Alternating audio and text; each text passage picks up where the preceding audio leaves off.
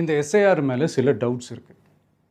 அது என்னென்னா, இந்த 6,36,00,000 வாக்காளர்களுக்கு ஒருத்தர் விடாமல் இந்த ஒரே மாதத்துக்குள்ளே எப்படி எல்லாருக்குமே அந்த ஃபார்ம் போய் ரீச் ஆகும்? ஒன்று. ரெண்டாவது, நீங்கள் வரும்போது வீட்டை பூட்டிட்டு வேலைக்கு போயிட்டு என்ன பண்ணுறது? இப்போ நீங்கள் வருவீங்கன்றதுக்காக வேலையெல்லாம் விட்டுட்டு வீட்டுக்குள்ளேயே உட்காந்துட்ருக்கணுமா? ஸோ இதில் மெயினாக பாதிக்கப்பட போகிறது உழைக்கிற மக்கள், ஏழைகள், வேலைக்கு போகிற பெண்கள். இவங்களுக்கு யார் கரெக்டான அந்த பதில் சொல்ல போகிறது? ஒரு நியாயமான எஸ்ஐஆர்னால் என்ன நடக்கணும்? இப்போது இறந்து போனவங்கள மார்க் பண்ணி அதுலேருந்து டிலீட் பண்ணணும்.